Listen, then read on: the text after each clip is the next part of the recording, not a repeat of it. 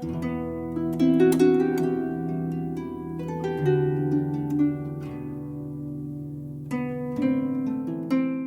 welcome, everybody. I'm excited about this new series. I think this is our third series of the Thursday night talks, and we have a good lineup for the next few months. So welcome. Now, just a couple little announcements. If you did go into the portal link, that's where we have all the presenters, and if they have their reflection questions or article they would recommend, that's where you find those. We were having a complication, but it should be solved within by tomorrow night. So it's just an internal connection. I think you have the right link, but it just sends you to the wrong place. So, and then I was going to mention that what we're going to try to do a week before the presentation, we'll send out a reminder to all the participants with the portal link and the Zoom link. And then we'll repeat it the Monday before the talk and then Thursday morning of the talk, because people sometimes lose that information. So it's always good to bookmark it or keep it somewhere so you have it. But it'll be out there on Monday morning also. I'm in the Thursday morning. So, last late winter, early spring, I got together with Robin Ryan and Jack Conley and David Kohlhauer, and we just kind of brainstormed about themes for this next series. And we had a great meeting, but one of the issues came up, a mental illness. Can we think about discussing mental illness, because it's becoming more and more highlighted in society, especially when what's her name, Biles, the gymnast, pulled out of the Olympics in Japan because of mental illness, and a lot of people reacted negatively to that she should just get through it. She's a professional, she should just overcome whatever and get out there and perform. But that really started a discussion, I think, in our society and our culture. And we thought, well, maybe we should tie into that and from a faith perspective to help us understand it. And especially, what is a healthy way to respond to mental illness? So we're happy to have Jessica here to help us. And I'm going to do a short prayer, which I'll put up on the screen. And then Robin, when I finish the prayer, Robin will do the introduction of Jessica. So let me get this up on screen, I think. Okay, everybody can see that? Okay. So I just wanted to begin with from our constitutions. I think a quote from there that can be helpful, and then we'll go into the prayer. So we are aware that the passion of Christ continues in this world until he comes in glory. Therefore, we share in the joys and sorrows of our contemporaries as we journey through life toward our Father. So I think it's talking about the whole Passionist family, not just about Passionists, but all of us. And we wish to share in the distress of all, especially those who are poor and neglected. We seek to offer them comfort and to relieve the burden of their sorrow. So, Lord, we pray that our brothers and sisters who suffer from mental illness and mental health challenges, and those who support them, are never alone or discriminated against, but instead are welcomed and supported in the church. So St. Paul of the Cross, pray for us. Pray for us.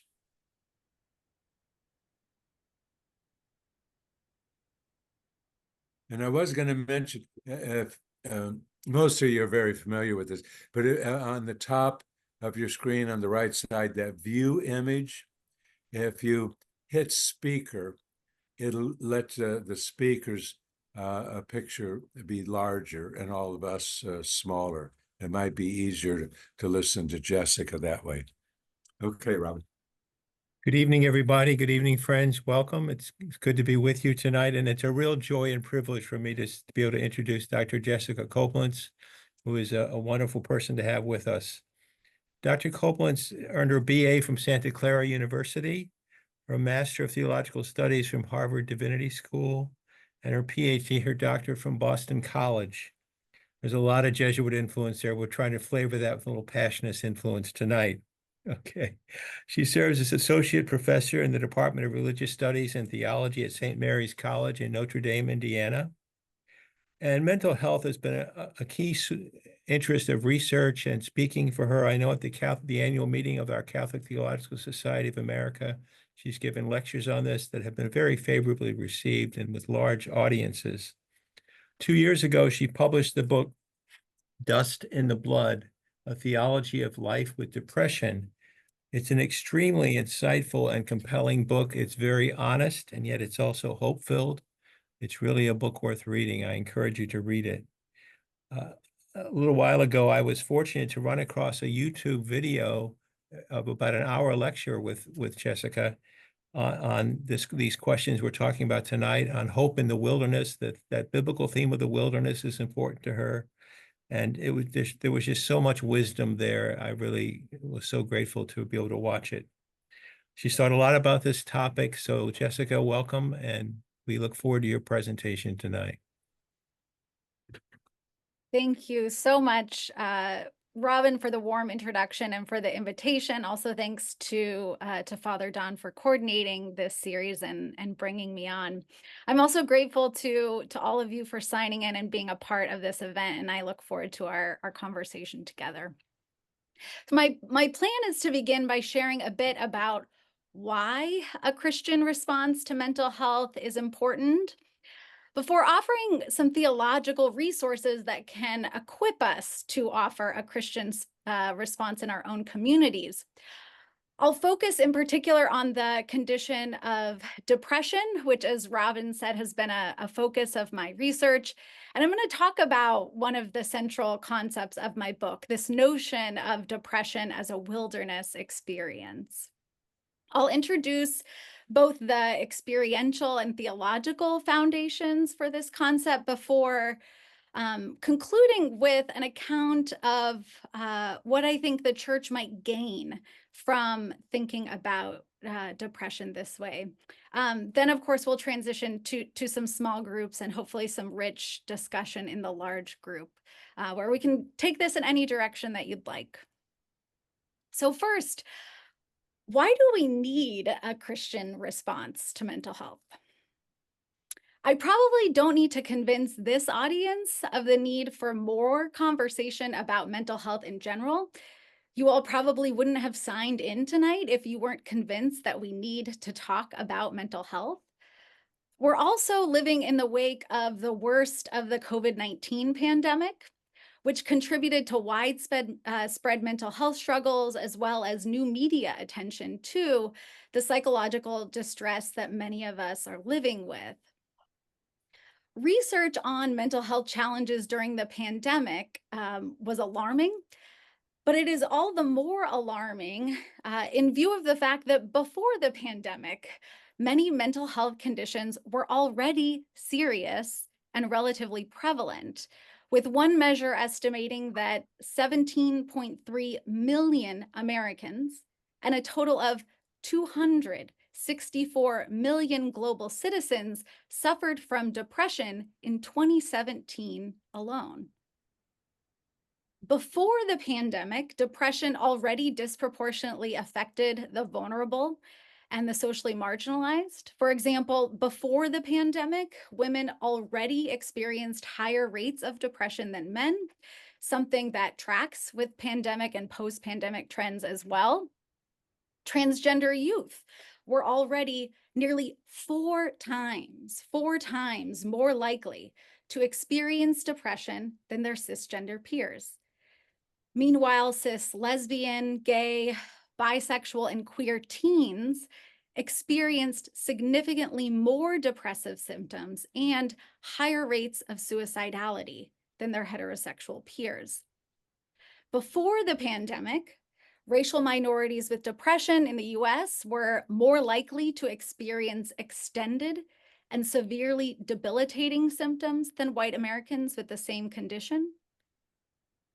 As we continue to emerge from this pandemic and find our societal and ecclesial spotlights turned to mental health, perhaps as never before, I think it's really important for us to have thoughtful and honest conversations about this suffering and to recognize that depression and other mental health conditions are not merely a pandemic problem.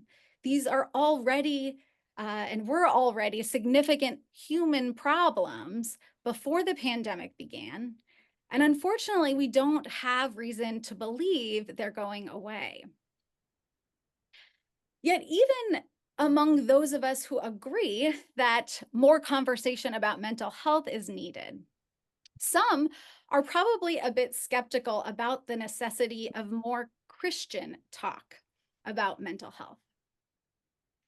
I say this because I hear this skepticism from a lot of Christians who assert that because depression is a disease or illness, it should be a matter of medicine and not religion.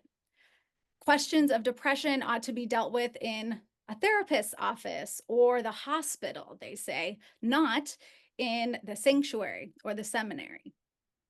This compartmentalization of mental health on the one hand and faith on the other is not simply the result of a desire to keep the realms of science and religion separate, though that may be part of it. Very often, Christians seem compelled to cordon off mental health struggles from their own faith tradition because they have come to mistrust the church on these matters. Today, many in evangelical and Pentecostal communities hear that depression is a sin or the result of a sufferer's sinfulness. They hear that depression is a symptom of one's lack of faith, for example, or God's punishment for some other misbehavior. And this moral diagnosis appeals to some Christians because it promises that repentance from sin can heal or stave off depression. But others are put off by this explanation, which can seem to shame or stigmatize depression sufferers.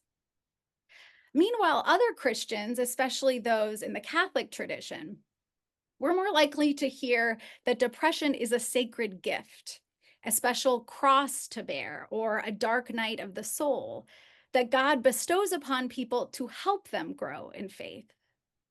Some Christians find this to be a hopeful message that inspires them to persevere and search for meaning amid their mental pain.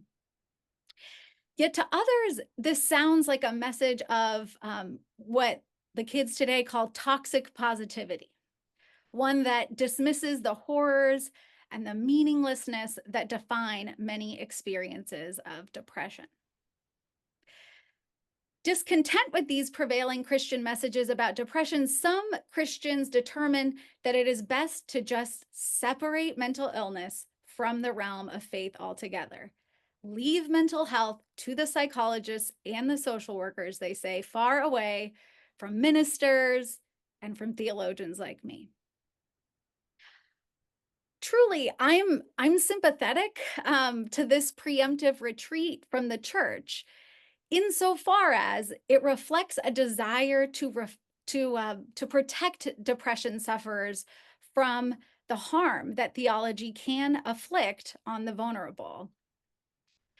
But I also have some concerns about taking up this position as the only alternative to insufficient Christian ideas about depression. For one, I've learned from my own mental health struggles and from the stories of countless others who have experienced depression that these conditions frequently rouse distinctly theological questions, questions about God and God's relation to the world that the church's ministers and theologians should be equipped to engage. We find one example in the memoir of womanist theologian Monica Coleman, who, reflecting on a recurrence of depression during graduate school, recounts its effect on her spirituality. I had gotten in the habit of turning to God, writes Coleman, but all of a sudden I couldn't. It's not that I didn't want to, I just couldn't. I didn't trust God to take care of me. I didn't trust God to hear me, and I didn't trust the church to understand. Looking back on this period of her life, Coleman concludes, "My silence with God was my way of asking, 'Where are you, God?'" Psychologist Martha Manning recalls a similar experience amid her depression, writing, "It's hard to reconcile my old concept of a merciful God with my recent experience of a hateful, spiteful God, or a totally indifferent God who plays 52 pickup with people's lives." Manning asks, "What did I do to deserve what I got? Will I ever be forgiven?" These doubts mirror what Manning elsewhere identifies as the continual lament of her depression. "Why me?" she asked. "Why me?" The respective questions of Coleman and Manning, "Where are you, God?" and "Why me?" are the cries of many who struggle to make sense of depression as Christians. These are theological questions, and the church should have something to offer people as they grapple with these weighty and important inquiries. Furthermore, telling those who live with depression that mental health struggles are irrelevant to their faith lives and communities sets up sufferers for religious abandonment, what I call in the context of depression, a double displacement. A double displacement. Already, many depression sufferers describe their depression as a kind of dislocation into another world. It's an encompassing, harsh reality in which their otherwise typical experiences of connection, meaning making, and agency suddenly diminish or dissipate altogether. When Christians find themselves displaced into the inhospitable world of depression, many turn to their faith communities in search of some familiar experience of belonging and support and hope. When these depression sufferers are met with insufficient messages about depression, or when they are told that their depression has nothing to do with the realm of faith, what can result is another second form of displacement. By distancing depression sufferers from the Christian community and its resources, the church imposes an additional form of exile.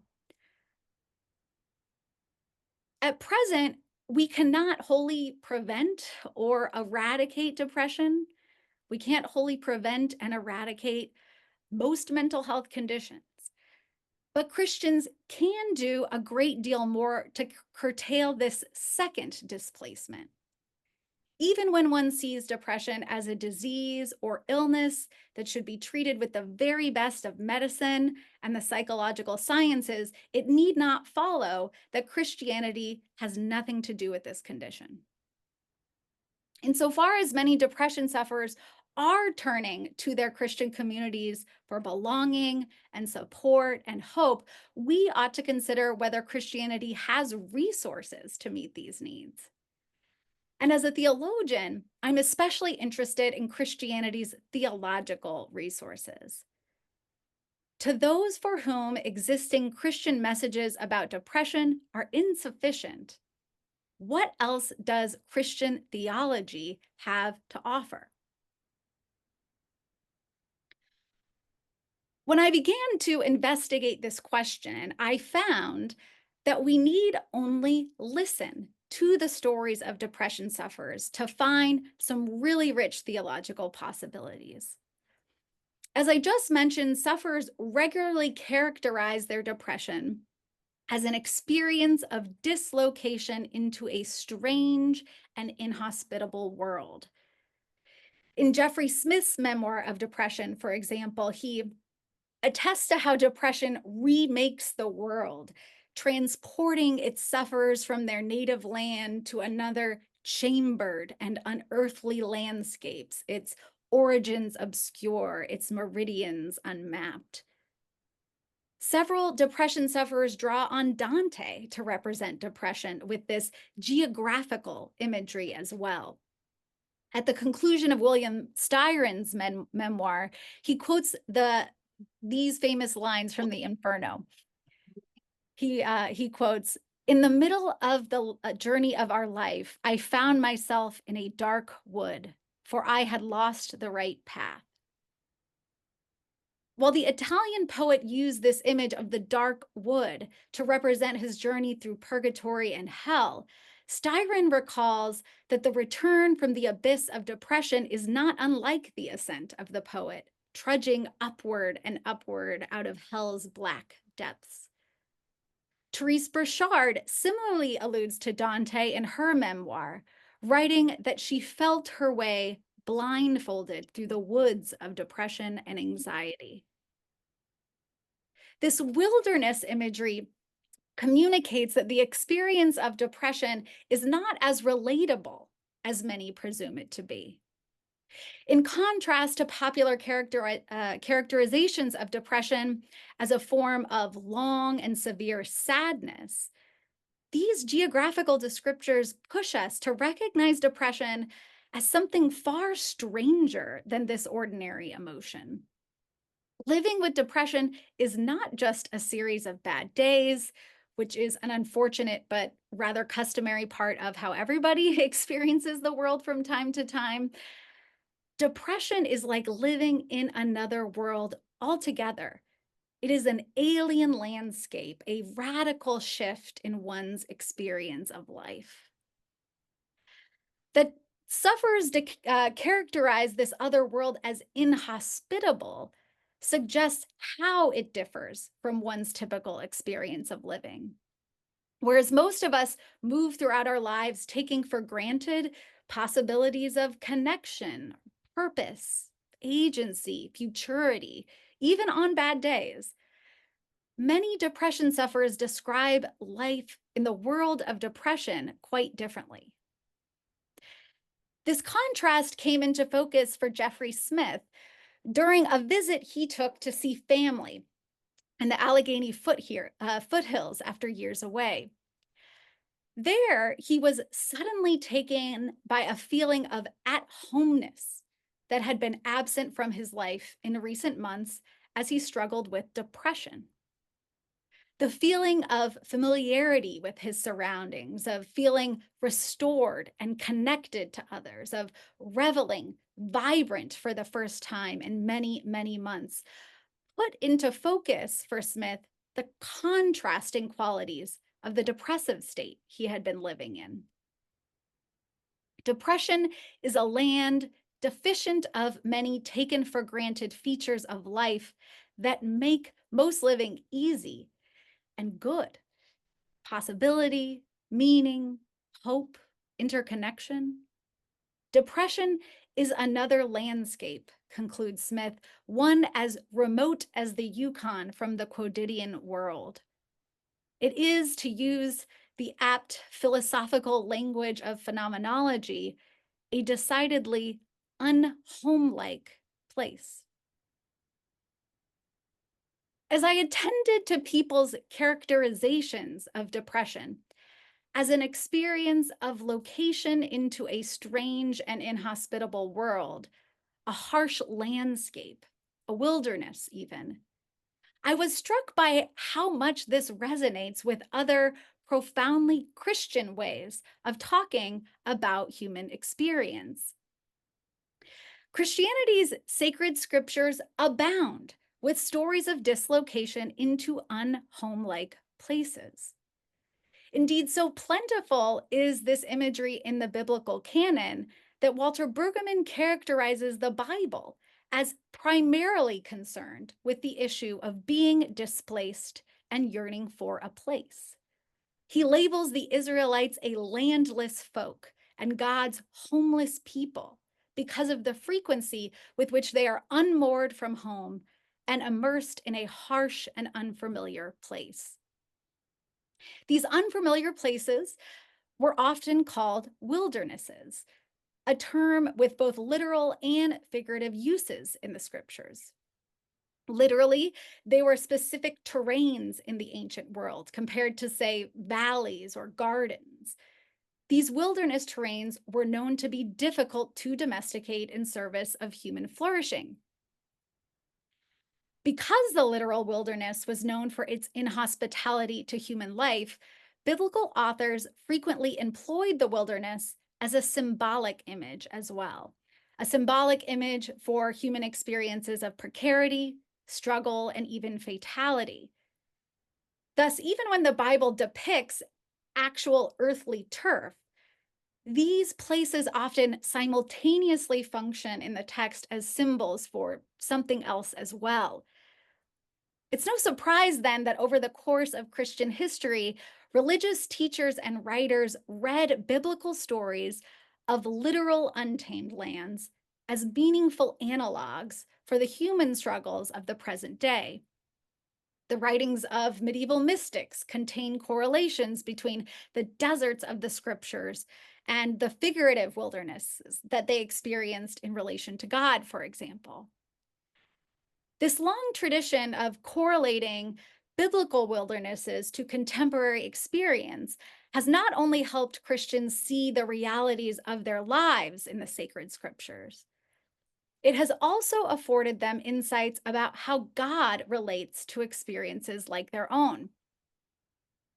So, carrying forth this tradition, I think Christians can see depression as a contemporary wilderness experience, a move that would position us to engage the wilderness tales of the Bible to explore how God might relate to depression today. To this end, my book, Dust in the Blood, considers various biblical tales of dislocation into unfamiliar lands, from Abraham's sojourn to the Exodus to the Babylonian exile. And I tease out each of their theological implications for thinking about contemporary experiences of depression. Along the way, I show that some of these stories lend themselves to existing Christian messages about depression because they justify suffering as a punishment for sin or as a sacred gift. However, other wilderness stories offer something different that can expand Christian messages about depression in new ways. One that I've become particularly captivated by is the wilderness experience of Hagar from Genesis 21. As some of you may recall, Hagar was an enslaved woman in the house of Abraham and his wife, Sarah. After Hagar becomes pregnant with Abraham's child, she flees into the wilderness, where she encounters God, who instructs her to return to the clan with her son Ishmael. When we meet Hagar again, she has returned to life with Abraham and Sarah, who now has a son of her own, Isaac. When the sight of young Ishmael and Isaac together provokes Sarah to demand Hagar's expulsion, Abraham consults God and eventually complies with Sarah's wish. Hagar is displaced into the wilderness with her infant son, and having been given very little water, they soon find themselves in death-bound circumstances. From this wilderness, Hagar cries out to God, "Do not let me look on the death of the child." God then calls to Hagar and opens her eyes to a well of water. Hagar's story ends there in the wilderness, as the text then gives way to Ishmael's story. Absent from Hagar's story of forced displacement are justifications of a higher purpose or some other theological reason that accounts for the onset of her lifetime of struggle in this difficult terrain. Though on a human level, there are several bad actors involved in her expulsion, the malice and neglect of Abraham and Sarah do not explain why, on a theological level, God permits such treacherous behavior among humans. Based on the text itself, Hagar's subsequent lifetime in the wilderness cannot be justified as an inherent good, something worthwhile for the spiritual edification it promises, nor can it be explained as a punishment for sin, when there is no mention of anything about her sin. Furthermore, recognizing that her suffering results from the sinfulness of others does not explain why God relates to Hagar's suffering as God does, permitting it and withholding rescue from life in this harsh landscape. As far as we can tell as readers, this suffering is in and of itself nonsensical. It's meaningless. We are left with a theological mystery. This makes Hagar's wilderness experience different from Abraham's or the Babylonian exile, and it suggests a very different theology of God and suffering than many prevailing Christian messages about depression. At the same time, Hagar's suffering clearly matters to God. In a previous wilderness experience, Hagar had named this God the God who sees, and then named her son Ishmael, meaning God hears. Although God does not reveal to Hagar a justification or purpose for her suffering, God does see and hear her in her suffering. God is present to Hagar's pain in ways that Christian depression sufferers often identify as very significant. What's more, by opening up Hagar's eyes to this vital well of water, God reveals new possibilities for survival and even improved quality of life, possibilities that Hagar herself could not perceive. Observing this, theologian Dolores Williams cites the womanist adage that God makes a way out of no way. By revealing new possibilities for living in this death-bound place, God does indeed help Hagar chart an otherwise unforeseen path for her life. I propose that bringing Hagar's story to bear on contemporary depression could affirm those whose depression resists standard Christian messages of justification and purpose, while at the same time inviting sufferers to consider whether their suffering might nevertheless matter to the benevolent God of the Christian faith, the God who is profoundly concerned with and attentive to the suffering and the distraught. Hagar's story also invites depression sufferers to hold out for yet unforeseen possibilities, perhaps possibilities of community and agency and meaning and hope, possibilities that depression sufferers so often long for but cannot perceive on their own amid this condition. So, having discussed how this approach to depression introduces various possibilities for interpreting depression in relation to God, including some, like the story of Hagar, that introduce alternatives to common Christian messages about depression, I want to conclude my prepared remarks by naming 6 benefits of viewing depression this way in our Christian community. So first, this theological approach immediately expands our scriptural resources for reflection on depression. Very often, Christians read depression into the scriptures in a rather literal fashion. They identify the lamentations of Jeremiah as depression, for example, suggesting that the prophet experienced the same condition that many people do today. In addition to presenting some problems of anachronism, this literal approach really narrows the relevance of biblical text to scenes of sadness and misery alone. And while such scenes are not uncommon in the Bible, they constitute but only one rather limited option for bringing depression into conversation with the scriptures. Additionally, this literal approach reinforces the common reduction of depression to sadness, which many sufferers dismiss as inaccurate, as I noted earlier.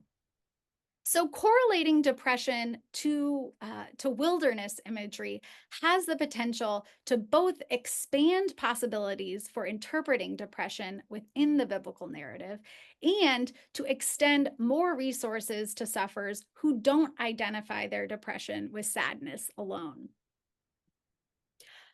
Sometimes equating depression with sadness is a means of diminishing the extraordinary difficulty of this condition.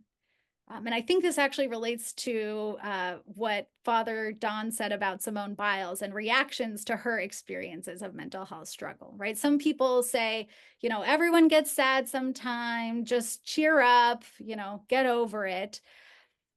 In view of this misconception, I think a second benefit of approaching depression as a wilderness experience is that it can better honor the difficulty of depression. Something else sufferers attest to, but which is often denied or downplayed by others. For all the variance in the Bible's theological associations with the wilderness is always clearly and consistently depicted as a difficult place for people to inhabit.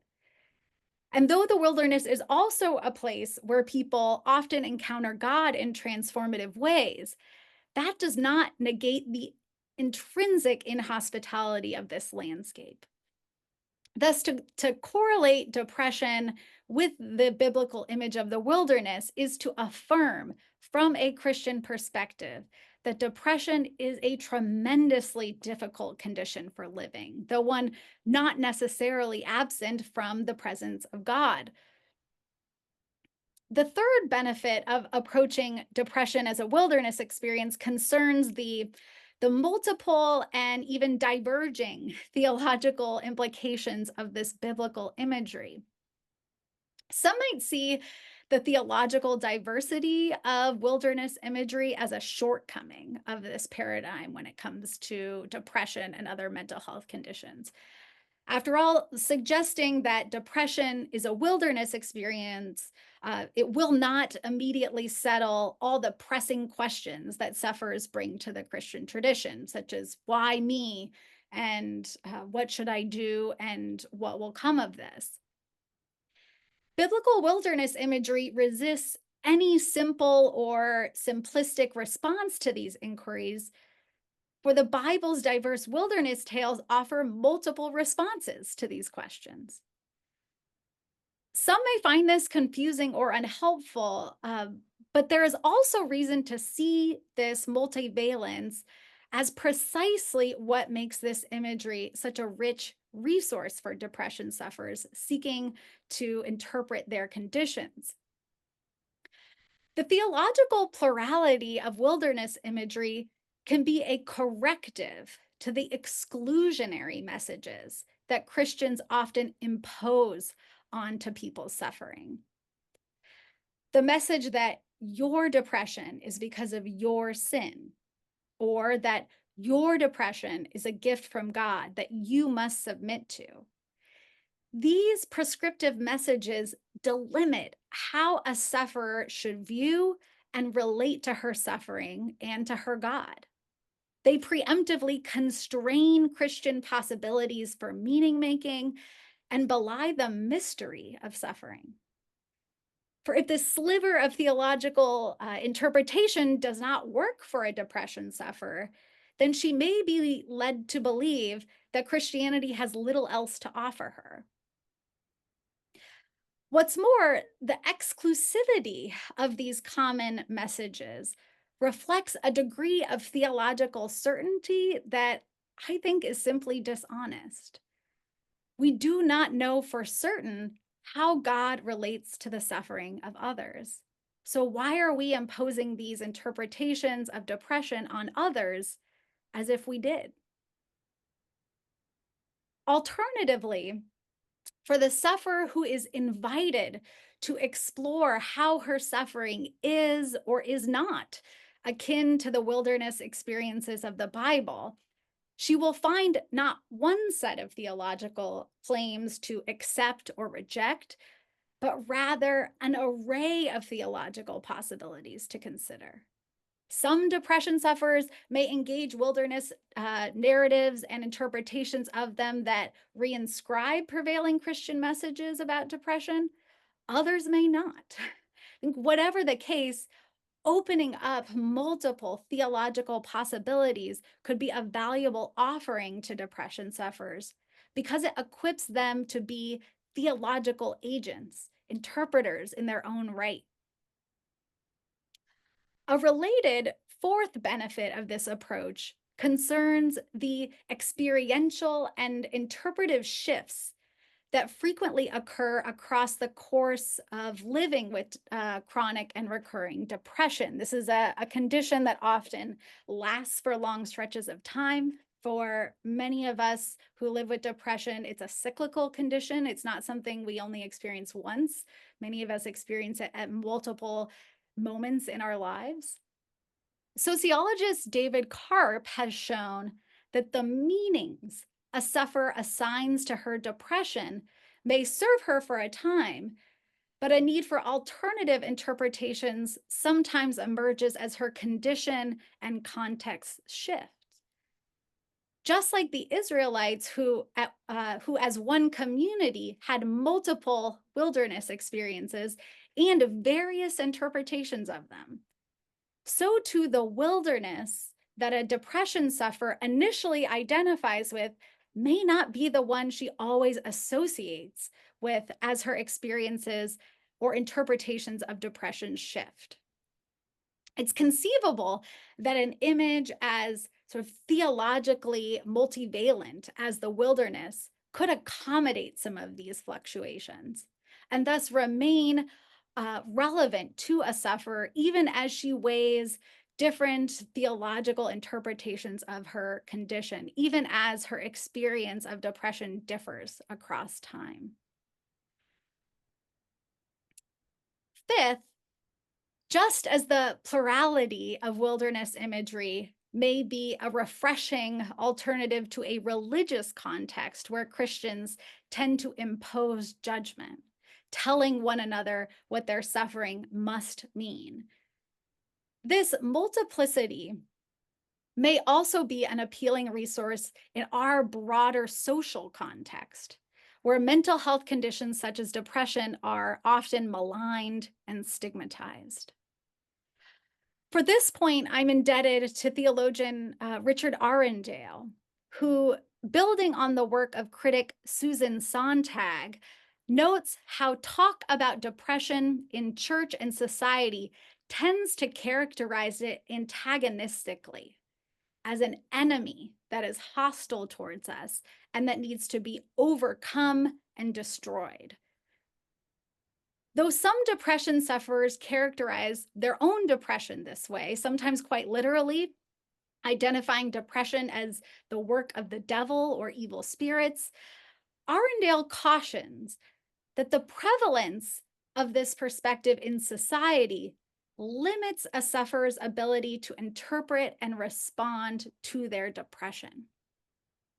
Arundel is naming how narrative and metaphorical language can shape and limit one's self-perception, And in the case of society's antagonistic metaphors for mental health conditions, they have the power to perpetuate harmful ideas. He writes, if we dwell in the language of the negative and the military, think enemy, there is a serious danger that this will set the agenda for the people this language is used for or against. In other words, it will give people no choice but to see their depression as a bad thing, something evil inside of themselves that should not be tolerated. Arundel points to the biblical image of the wilderness as an alternative. And it is precisely its theological plurality and ambiguity that makes it appealing to him. Unlike the enemy language that perpetuates the negative judgments against mental health conditions that already prevail, speaking of depression as a wilderness need not bring with it these inherently pejorative moral associations.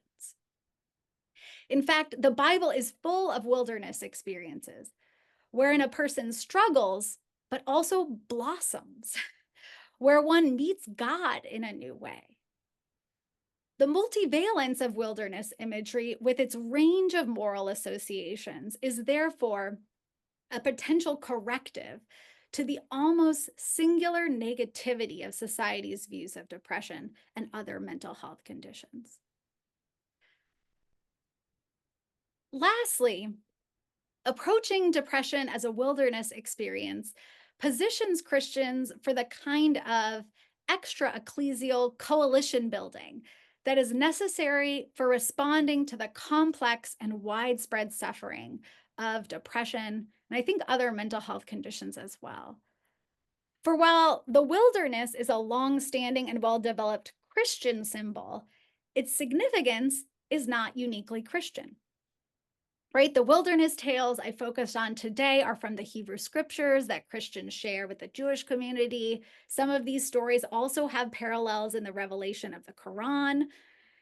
More generally, wilderness need not be an exclusively religious symbol, right? Which means that secular depression sufferers and their allies may also encounter this as a resonant means of reflecting on their condition. Reflecting on depression through a lens that bridges between and beyond religious communities can be an asset because addressing the systems of oppression that contribute to and magnify depression requires that many voices across many communities work in concert to advance social transformation. Approaching depression as a wilderness experience can aid this cross-community mobilization. My hope is that reflection on depression as a wilderness experience will open new possibilities for life-giving conversation about depression in our church and beyond, as I just said. Conversations that will honor the difficult realities of this condition, as well as the theological questions and mysteries that so often accompany it. I hope that you will join me in this work, and I am excited to continue talking about this and other possibilities as we move forward with this event. So thank you very much. So welcome back, everyone. We're going to turn this next section over to Father David Kohlauer.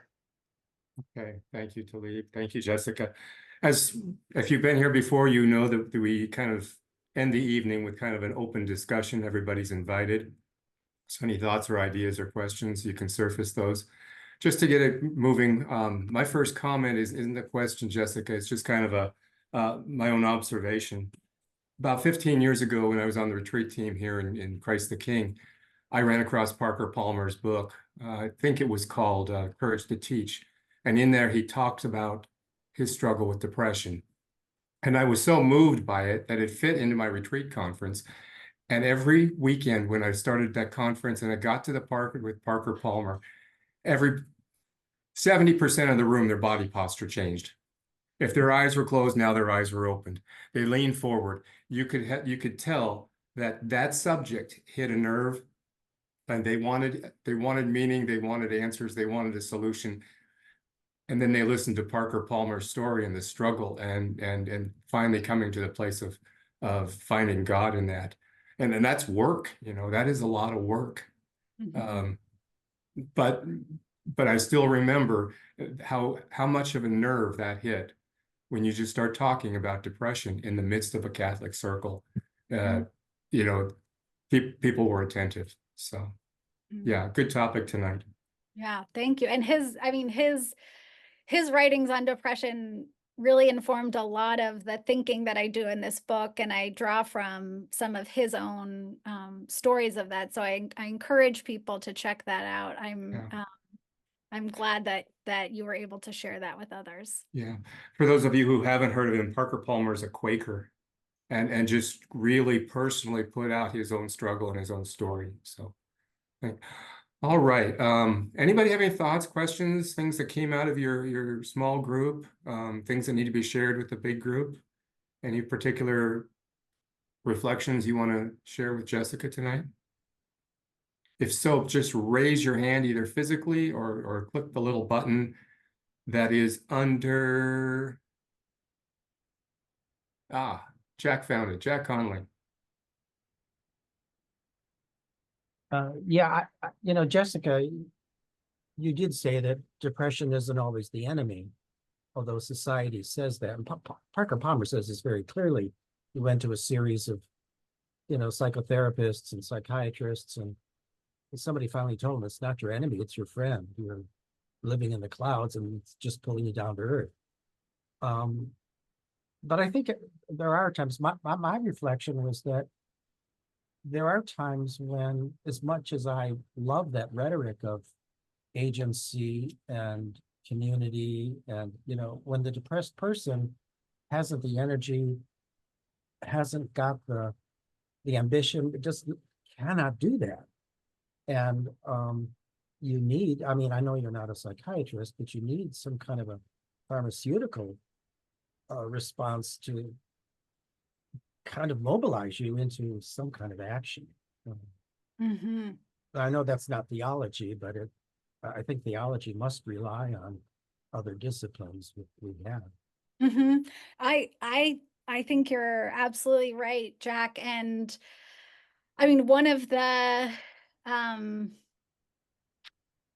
I think one of the fortunate things about the Catholic tradition is, it right now makes it clear that like science is not the enemy.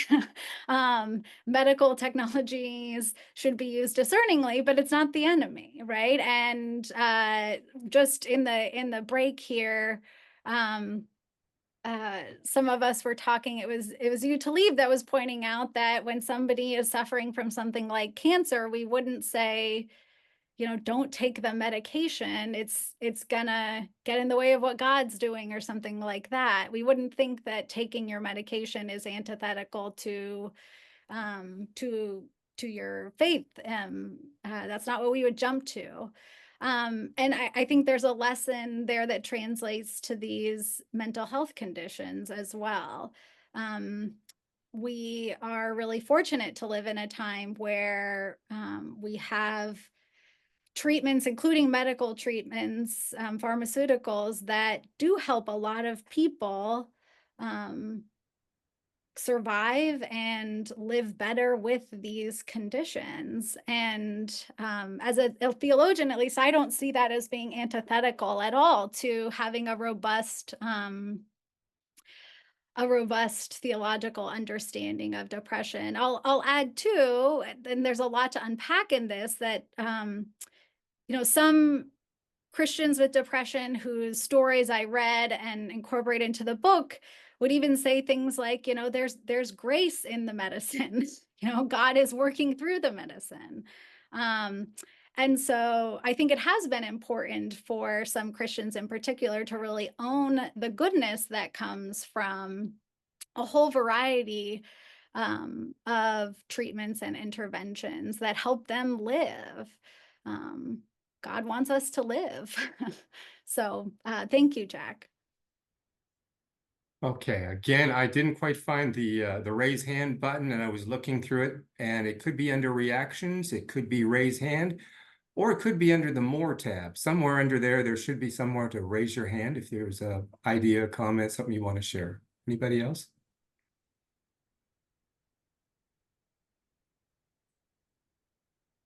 Jim Williams. Jim, you're going to have to unmute. There you go. Okay. One thing I brought up in our small group was a couple ideas where my mind went off in different directions while you were talking. It was an excellent talk, but when you were talking about different faith traditions and how they might help, I was thinking of how faith traditions don't have the same definitions. You know, when you're talking about gender identification or whatever, you know, some people see it as a lifestyle choice, and other communities see it as the way God created you. And so those are very different. And so that creates a lot of problems, not having common agreement on, just like other areas where you don't agree on facts, you know, we don't agree on definitions. Another thing that I was saying about when you were talking about Hagar and Ishmael, you know, I was thinking of how, you know, Abraham's two children, how, you know, it went to the Israeli line and the Palestinian line, and thinking of today, you know, what's going on in Gaza and the way, you know, with the bombings there, the children, how they don't have any sense of security.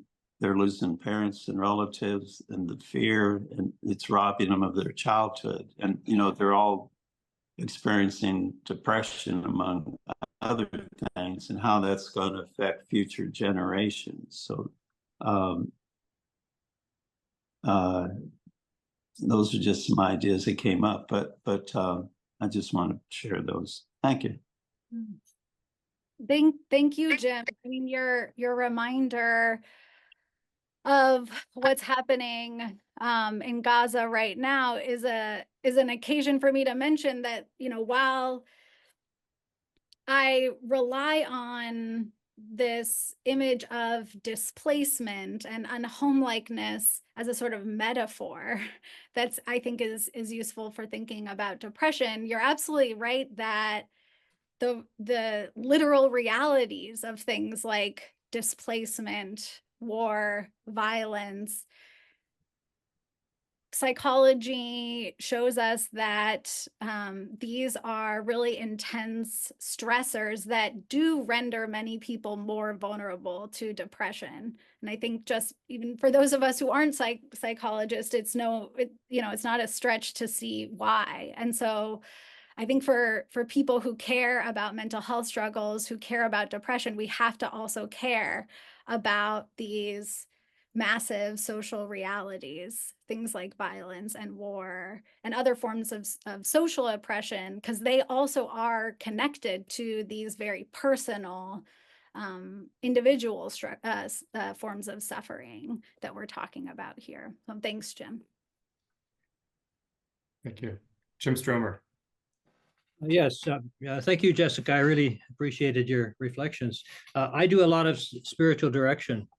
And as anybody else who does spiritual direction knows, that very often people come in and say they think they're in the dark night of the soul because they're having difficulty praying or they're experiencing some kind of a depression.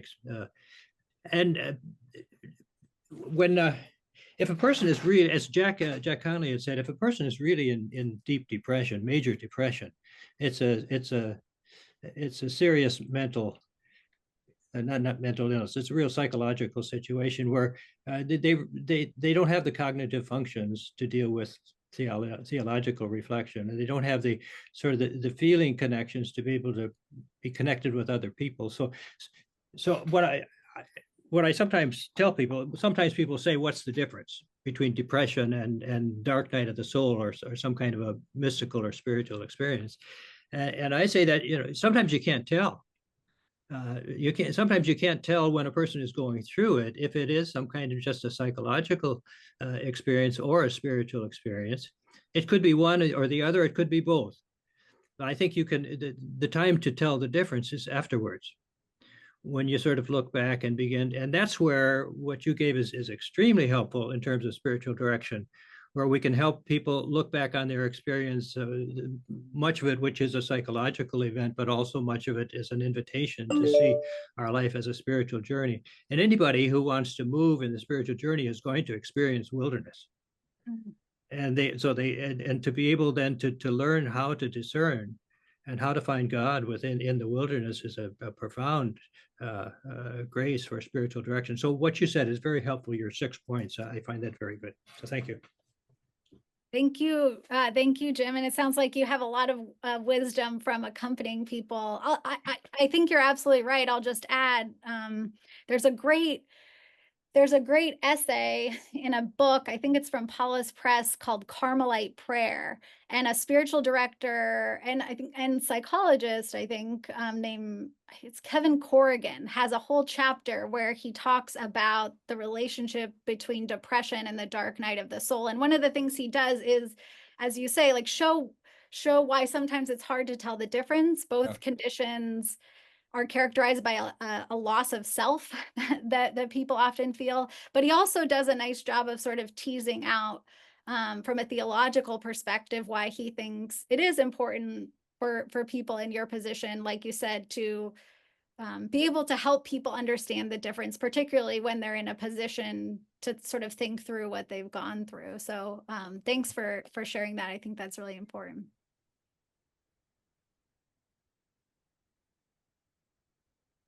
Okay, Paul Waddell. Jessica, thank you very much for what you shared with us this evening. I really appreciated your emphasis that the whole metaphor of wilderness, because when I was growing up, depression was always seen almost as a personal fault, as a weakness. Like you should just get over it. Okay, get out of bed, stop feeling sorry for yourself. Get back into your regular routines. But I guess I was thinking, like, what would help give people a sense of hope when they're in this sense of exile and wilderness? I was thinking of just the importance of the theological virtue of hope. And a lot of times I felt that we don't give hope to ourselves. We give it as a gift to others. So I guess my question is what is the relation of how do you help people in the depths of depression sustain a sense of hope, and what is the role of community in kind of accompanying people on this journey through depression? Wow. Great question, Paul. So one of the things that I found really fascinating when I started studying depression is how much of the experience is characterized by a loss of possibility that people experience. It's not just that they don't want to get out of bed, it's that people actually experience that they cannot get out of bed. And I think that's an important difference, right? It's not just that I don't want to do the dishes or cook dinner, it's that what I used to be able to choose to do, I don't have the capacity to even choose it anymore. The possibility isn't there. And you can imagine how that does affect a person's sense of hope, right? If you don't have a sense that something can change and be different, that's possible even, that really will compromise a person's sense of hope. And so for that reason, I think of just the expansion of possibility as even little expansions of possibility, introducing new possibilities into people's lives and celebrating the emergence of new ability to be really, really important to people who are struggling with depression. This is one of the reasons why I find the story of Hagar so fascinating, because God opens her eyes to this one thing that she could not see before, and it ends up making all the difference for her survival. And a lot of depression sufferers talk about how when they're really depressed, they think the solution and a sort of recovery is going to take the form of waking up one day and not feeling depressed at all. This sort of radical moment of liberation or cure. But in fact, over and over again, people say, what actually helped me were these small little things that I realized I could do today that I couldn't do yesterday because I was so depressed. Today, I can get out of bed. And maybe I couldn't do anything else, but I could get out of bed today. And celebrating that little small emergence of possibility, that little small gain of agency, was really crucial to then restoring a larger sense of hope for themselves. So how does that translate practically?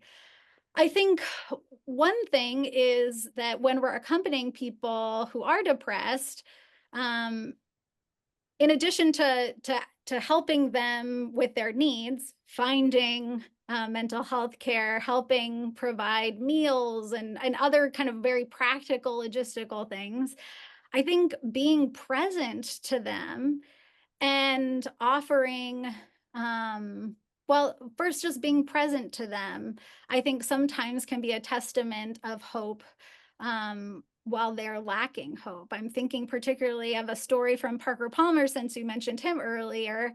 When he was very depressed, he had a friend who would come and rub his feet.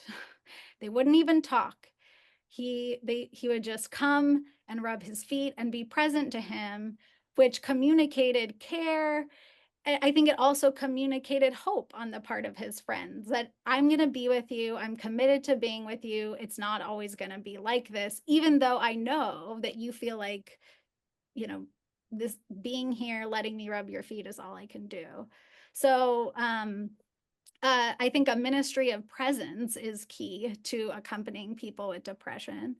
I think part of that too can also be helping depressed people realize the little moments of progress that are emerging in their lives. When we ask people how it's going, how does today compare to yesterday, kind of when there are moments of recovery, these small little moments of new possibility, actually celebrating them, rather than just waiting for you know, a radical cure or something like that. Because those little moments of possibility, I think, add up to big hope, often for depression sufferers.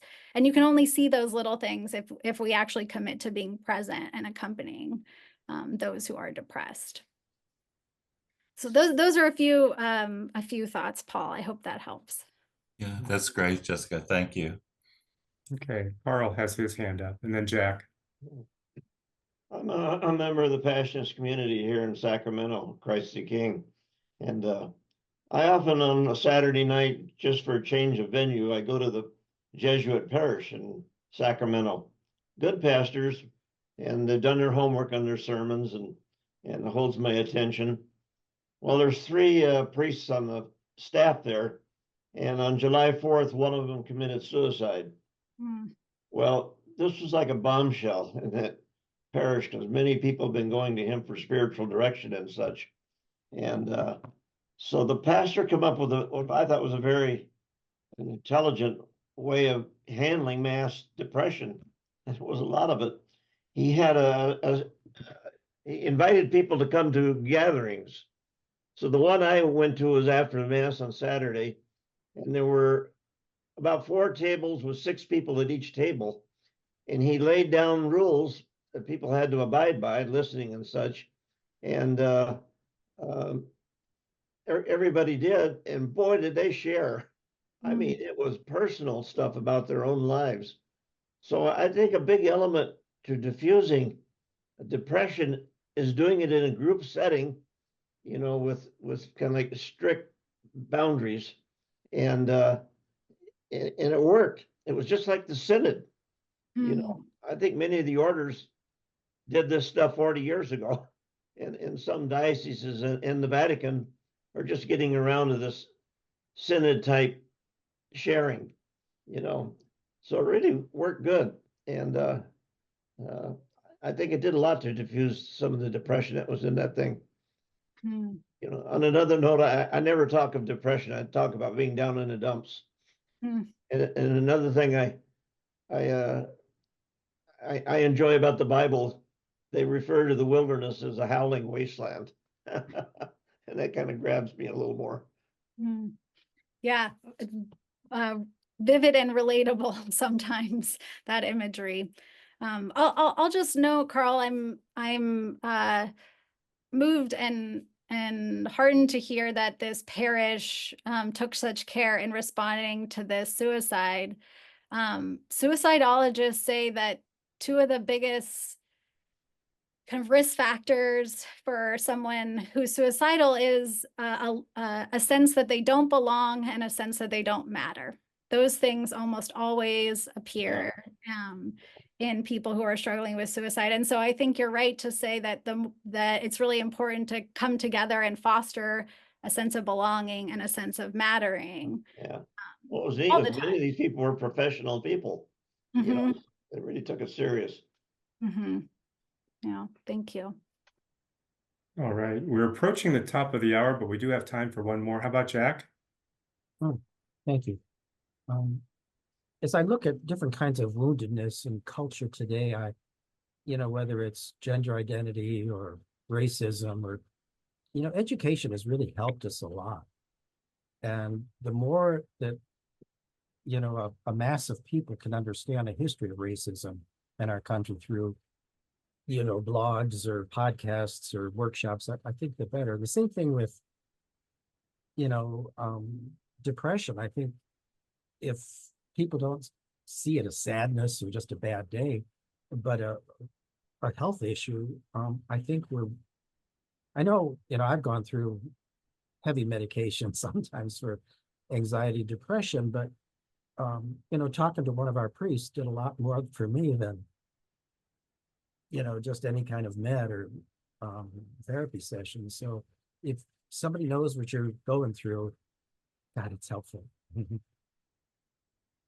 It is. And I gotta say, Jack, like one of the gifts of my job as a college professor is that I work a lot with young adults. And I find that kind of rising teenage young adult generation just tends to be so much more open about talking about these things, about seeking help. I feel like I learn a lot from them about how to be sort of brave in talking about these things and the importance of that for mental health, right? Being able to ask for help when you need it and be open so that you can connect with others and also support others.